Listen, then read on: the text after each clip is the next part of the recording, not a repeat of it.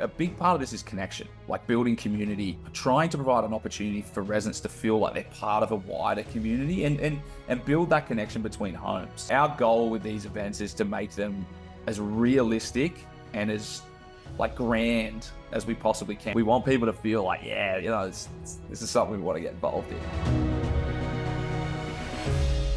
Today we've got Simon Kerrigan from Guide Healthcare with us, talking about the Powerlympics today. And Simon, welcome to the show. We've noticed that you're doing the Powerlympics 2024. I think to start off, I wanted to know how and when did the Powerlympics start? Yeah, well, Adam, Danny, thanks for having me. Really excited to talk to you guys about the Powerlympics, our latest cross-site event. The first event actually happened, we designed it in 2020, believe it or not. And then once the Olympics got cancelled, and we all know why, we sort of sat on the idea for about 12 months, and our Tokyo version launched in 2021. So we had the same event, so it's a very similar concept, which I'm sure we'll dig into. But yeah, it's really, we designed these events to try and kind of empower and find ways to motivate residents to get involved in exercise. So the Powerlympics is just the latest kind of ideation or the latest concept that we've rolled out into the aged care homes that we support, and actually quite a few others, which is exciting. Simon, can you just go through the events that are involved in the Powerlympics?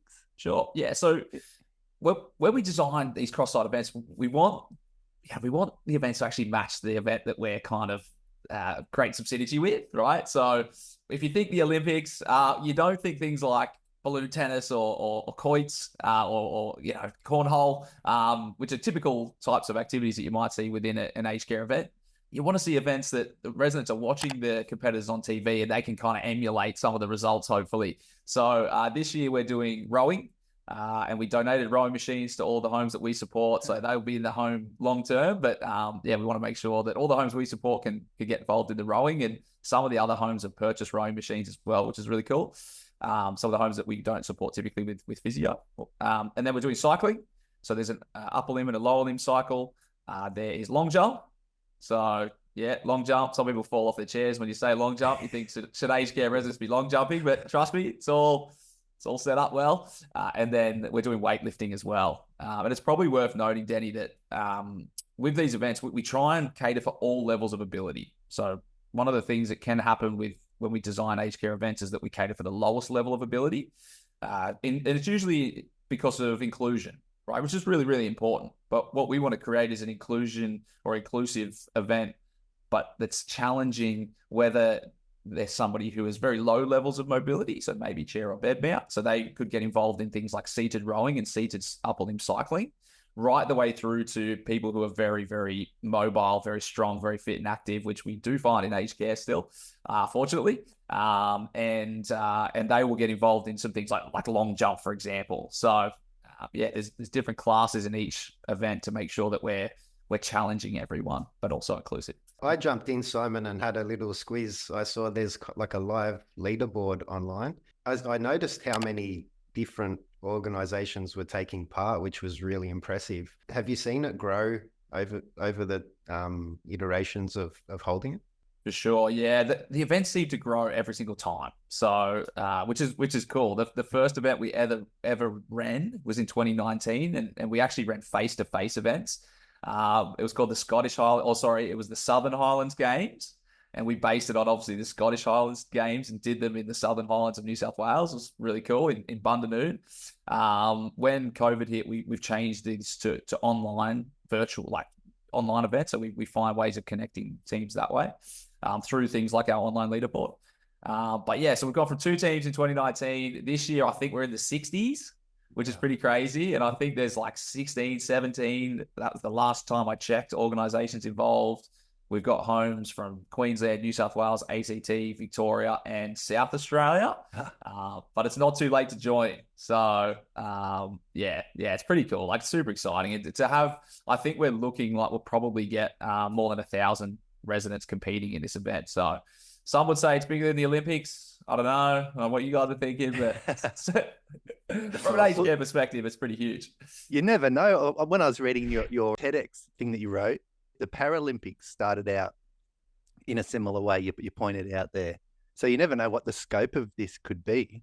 For sure, yeah, and I reference it a lot, Danny. That kind of concept of the Paralympics and how it evolved. It was about creating purpose for people who had been injured in the war and people with neurological injuries. And the neurosurgeon who came up with the concept, he recognized the power of sport in order to motivate people to move, and give them a purpose and a shared goal. And so that's what we try and tap into. Like, I love the Paralympics. I love the design of it around different classifications and the inclusivity. And so, yeah, we definitely parallel that within our events. Do you find, Simon, that the competitive spirit is still very strong in a lot of people in their later years? For sure. It takes me back to when I started in aged care. So I came straight to aged care from uni in 2013. I sort of started playing around with these kind of exergaming concepts. And originally it was things like a 30-second sit to stand challenge. So not so much sporting based, but outcome measure based, because I was very student focused. I was like, need outcomes for everything. And I want to see people improve in these different functional areas. So, and they worked really well, those types of concepts. But the thing that stood out to me the most was that I'd have residents come in who really wanted to beat their neighbor or somebody else. Like Mavis would come in and be like, what did Mary do this morning? Because they'd have a crack at it just about every day, in the gym space where I was working out of. So I realized early on that this competitive drive still lives within many of us. Like I'm ultra competitive in all the wrong areas, right? Like if you get me in Monopoly or, like maybe even if I'm jogging along, of an afternoon, and for someone in front of me, they don't know they're in a race, but I know. So I can only guess that, once I move into later years, so if I end up in aged care, I've got no doubt that I'll have that in me still. That's not going to fade, at least based on my experience working with older people over the last kind of 12 years or so. So, the competitive drive is still there, believe me. So, which is a good thing, and then we need to find ways as allied health teams and as leisure and lifestyle teams who are heavily involved in these types of concepts. Like we need to find ways to tap into that competitive drive. And very, very quickly, I think we can do that in different ways as well. So it may not be that person wants to win individual, but they may want to see their team success, right? Or maybe it's not that they want to get a great outcome, but they're working towards a prize or say, what we do with our events is we always donate equipment.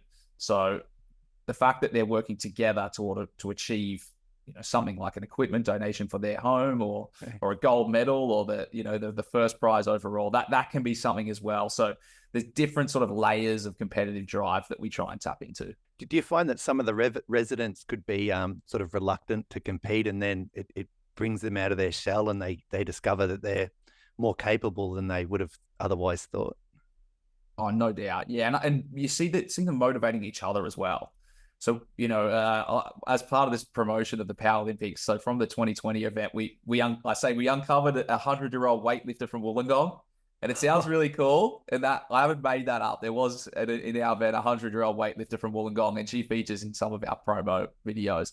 But once you see a 100-year-old resident doing some deadlifts with a kettlebell, if you're 80, all of a sudden you've got no excuse, right? Yes. Certainly not if you're 35. So.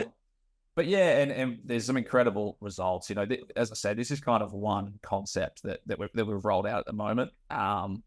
We wrapped up an event called the London Marathon, which is a slightly different concept, setting up walking tracks within homes, trying to complete as many marathons as possible. And yeah, there were some great stories, for example, of a resident up in the Tweed Heads who, previously was not doing a lot of physical activity. And then all of a sudden he was knocking 5 and 6 Ks over every day just in order to get those scores. He was doing it outside as well, which is awesome. So he was passionate about gardening. So he would make sure he clocked up all his laps in the outdoor areas. So, we definitely see, and I think that's the value in different types of concepts as well, is just that some are going to appeal to some people, some are going to appeal to others. So our challenge over the course of the year is not only to try and target different functional outcomes, like the marathon obviously being very walking based. This is quite power based, a little bit. There's a bit of cardio and things in there. And so, in the next one, we'll pick something else that's kind of outcome driven, physio focused, that kind of thing. and hopefully that will motivate other people as well. So you said earlier, Simon, that it's still open to entry, that organizations can still enter. How would they do that if they were interested? Yes, so they can just reach out to us. So yeah, you can search me on LinkedIn. I was a bit quiet there for a while, but I'm back. I'm back in business on LinkedIn. So yeah, just reach out. We're happy to shoot over all the resources. So you'll get, posters, access to the leaderboard. You'll get an instruction manual or an event guide. We're also happy to help out with some training tips. We've helped out plenty of homes to find out where they can purchase equipment for very cost effective. That's part of our planning. It's like we don't, you hear rowing machine, you think, what are we talking, $2,500? We've partnered with an equipment supplier who can send you one for about $400. So there's things like that we really try and make sure that anyone can get involved, and they don't need a huge budget to make it happen. So yeah, just reach out. And the other thing as well is we love the idea that you run these events during the Olympics, because they hopefully get that motivation. They're watching their inspirational heroes, and then they can create their own stories, and feel like they're part of something that's kind of cool. However, we recognize that, say, some homes may have their own events up and running, or the timing isn't right. They've got their calendars in place already, but they love the concept. So maybe it could be a reflective event, and they homes run it in, October. They've had a bit more time to plan. And in that case, we still will send out, all the resources they need. We create a generic leaderboard for them, which does all the automations and things. And the event can still go ahead. And they can even compare their results against, say, the official results from the Paralympics that ran during the Olympics. So yeah, essentially any event that we've ever run, we always make the resources available to the wider aged care industry. And for us, it's really about impact. We do it because we love the idea that we're impacting more residents, even if they're not in our direct kind of sphere of allied health support that we provide. You know what I mean? Or our community of partner homes. So yeah, we're very socially driven in that sense. Do you have a medal presentation, Simon? Oh yeah. And we send out, we get proper bronze, silver, and gold. We're talking we're talking heavy duty. We have overall team prizes. We also always get beautifully designed certificates. So anyone who competes, we always get them professionally printed, and we send them out to every home. So now we're getting into the thousands. We might have to start looking for sponsorships, maybe. Yeah. And obviously this type of event where we have 4 different events and classifications in each one. So yeah, there's plenty of opportunities to win some medals. And I'll be honest, a few years ago, probably a couple of years ago, I was like, is this, full transparency, are we wasting money? Do you know what I mean? Because we're about how do we impact? So am I better off putting this towards some more equipment, for example, right? And then I spent some time just by chance going around to a few of our homes and doing some physio work on the floor, say. And I went into some of the rooms of residents, and they were like museums. Like they were, it was like trophy cabinets. Right. Do you know what I mean? Yeah. There was 4 years of certificates, and they'd obviously won some individual prizes, and there's posters from those events. So we're looking back on, the Southern Highlands Games and the Tokyo Marathon and the London Marathon and the Powerlympics from 2021. And then I realized oh yeah, this is worth it. Yeah, this is great. This is a great investment, and something that we need to keep doing. So, Danny, our goal with these events is to make them as realistic and as grand as we possibly can. We're trying to compete with the Olympics. Do you know what I'm saying? Our goal is how great. Good can we make it? So, yeah.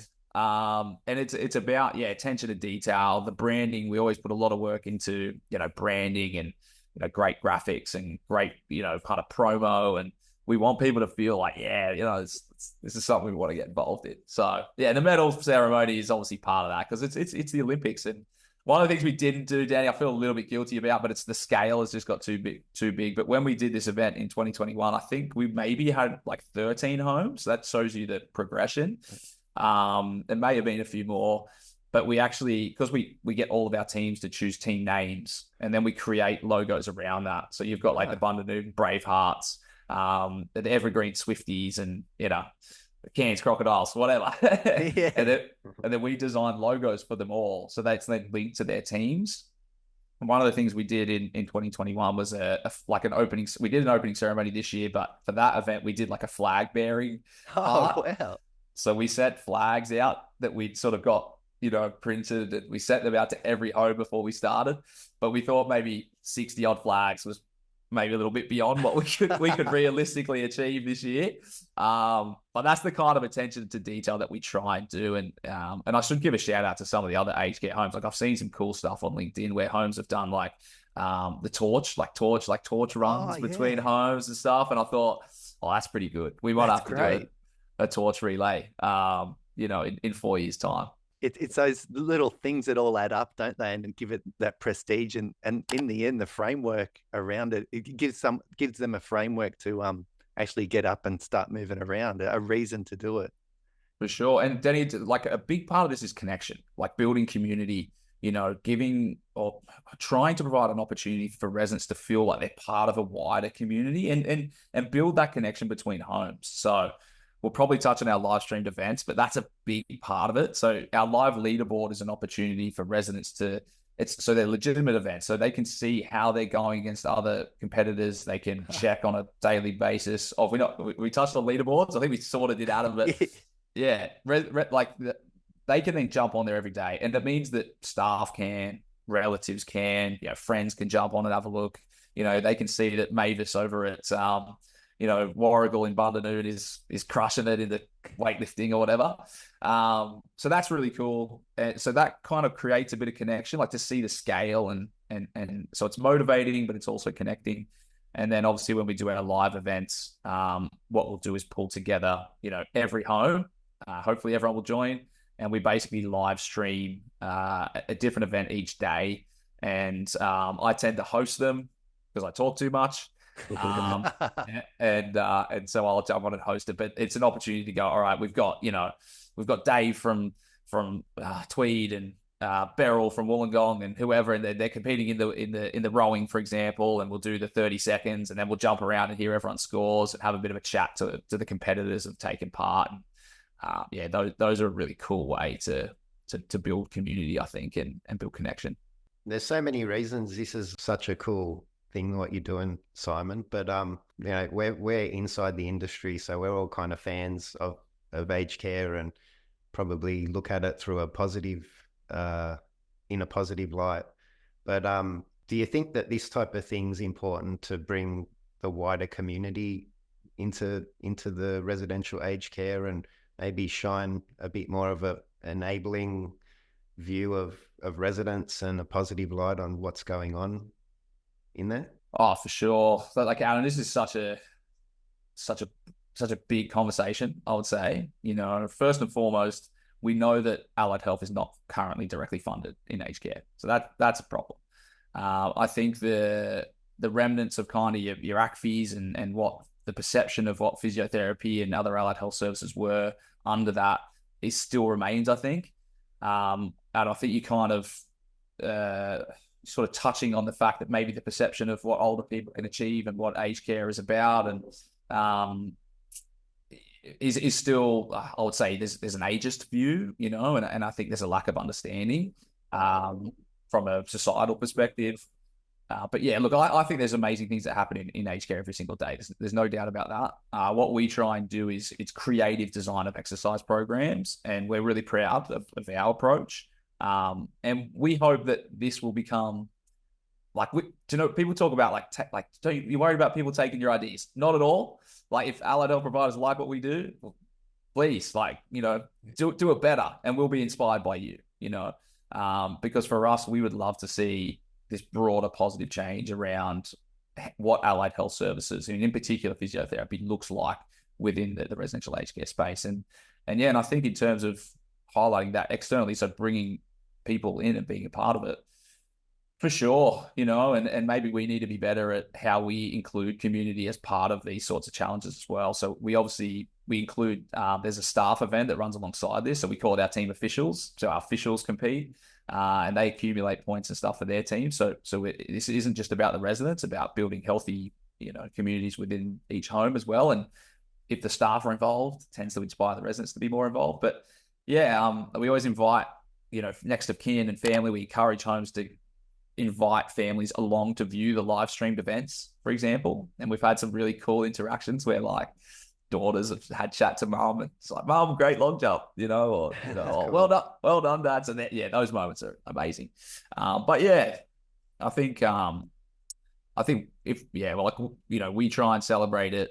We love when we hear great feedback when people are like, "Geez, those events you run are cool." That means a lot. And we encourage those people, if they have any aged care kind of connections, to try and get involved as well. So, but yeah, but maybe we need the next of kin section. The emerging aged care Olympians. I don't know. That's a good idea. Yeah, it could work. How long does it run for, Simon? And where can we see the live stream? Yeah, so it runs for 4 weeks. We're coming toward the end of our second week. It's definitely not too late to join. The nature of these events are, you could win the long jump with one big jump. So if homes join, later this week or next week or even the following week, that's cool. We encourage them to get involved. And then the great thing is homes can then come along to the live streamed event, which we run in the 5th week. So that would be, if we call this the end of the second week, you got a couple of weeks more competition and a week of live streamed events. So, and those are it's so fun. Like genuinely, they're like the highlights of my year from a work perspective. We try and run 3 of these a year, and we do most of the time we do like a week of live streamed events. A bit hard for something like a marathon. That would be more like a medal ceremony, which is still very fun. But anything live streamed is awesome. Slightly fraught with danger. Yeah. Especially in the long jump. We try and make sure we send out some resources and obviously, look, we're not mavericks in terms of this isn't about putting people in danger, but we're setting things up very safely. I kind of say this in jest, right? But but there has been some moments where like the residents really give us a crack. Like it's like I'm live streamed with the Paralympics finals, basically, and then we see this giant launch on a set of parallel bars, and the physios and the other staff are, and they're like, providing that support. So we haven't had any injuries or issues, but certainly, whilst as the commentator make sure we're there. But what I will say is that, right, like I say that jokingly and things, but there is this element of kind of dignity of risk, and there, we are working with people, and these people are competing in an event, and they've had 4 weeks of kind of training and competition, and in that moment, that's them giving it a real crack, right? And dignity of risk is built into the care standards, and I do think we need to kind of point out, or it's important to point out that whilst we are creating safe environments, and really important that we try and avoid things like falls, we also want to empower people to kind of push their limits a little bit and have fun, and because we know that risk is something that actually makes life quite fun. I was gonna say that's living a little bit, isn't it? Yeah, and it can get lost a little, and it's hard. Like I get it. Again, it's another broad conversation, but I do think it was probably worth touching on whilst I semi make jokes about the fact that that there is an element of kind of risk around it. But again, it's very much controlled, and we do everything we can to make sure that people are prepared for those live streamed events. Yeah, I feel like I'm going to scare people off. It's really fun. No, I think you've got it covered, Simon. I think it sounds exciting, which it needs to be, and people are getting to give it a crack, as you said, which is, I think that's the thing when we talk about aged care, it's kind of like that end, the perception is like the end of the road, but sure. You're certainly proving that's not necessarily the case, and more power to you and what you're doing. And I think we'll be definitely looking out and supporting what you're doing, and I'd love to have you back on and talk about the end of this Paralympics and what the plans are for the future. Yeah, cool. No, you're right. It's about creating a great, like, the aged care shouldn't be just seen as the end, right? It's we want it to be a great part of the journey. We want it to be a great experience as best as possible. And certainly, the physio only is a very small part of that, right? But our passion, our goal is to create great physio services. And so we hope that this is one way of really positively impacting. But I can't go without asking you guys a quick question, if that's all right. Sure. Which event do you think you'd be best at? Are you thinking of throwing your hat in the ring for the officials, or? I was thinking about that because whenever you watch the Olympics, you think, I wonder which one of these I'd be able to do. And the answer is generally none of them. But yeah, I think the long jump would be a good one to have a go at with putting your hands on the bars. And because I've seen some really good swings there with their, they get their legs swinging and that. I think I'd like to have a crack at that. Yeah, Well, Danny, I like the rowing machine. Okay. There's something about the rowing machine that's attractive. I don't know, maybe because I like water, and I've never rowed, so maybe the idea of rowing would be nice. Eh? Well, guys, I'll throw a quick challenge out there to you. Danny, I'd love to see a long jump, maybe on your LinkedIn profile. Maybe, yeah. Give us a little shout out. You don't need the parallel bars. So there is the classifications within the long jump is either upper limb supported or not.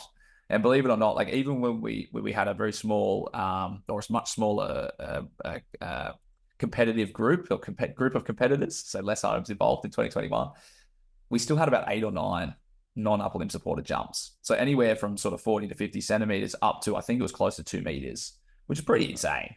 The video of that was very, very cool. And the resin did it easy. And yeah, likewise, Adam, if you head to the gym, the Savo, yeah, love to see how quickly you can smash out what you can smash out in 2 minutes. I think that's what our officials are doing. So wow, I'm scared. Might be the motivation.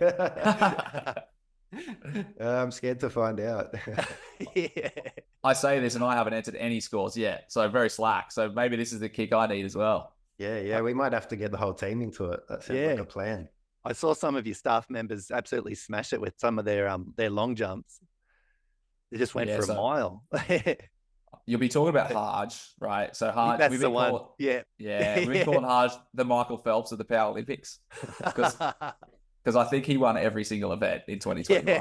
So he just kind of stood there, and all of a sudden you're sort of 2 meters down the way. He's on springs. Yeah, literally on springs. Yeah, he's a gadget.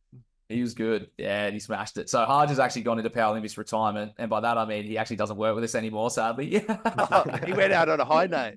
But I can say that anyone who worked with Harj in 2021 is happy that he's not here from a Powerlympics perspective. We absolutely love Harj. We would love him to still be a part of Team Guide, but yeah, from when the Paralympics rolls around, we're happy that he's in retirement. Someone else can get a medal this year, eh? Correct. All right. Thanks heaps, Simon. We'll let you get on with your day, but thanks heaps just for spending the time with us. Awesome what you're doing. It's like honestly from the bottom of my heart, what you're doing is really awesome. And I know there's, I know you got to promote business and stuff like that, but I know that you're doing it real deal from the bottom of your heart. So, like I said, if we can promote it or help in any way, please let us know. I think it's really cool. I appreciate it. Thanks, Adam.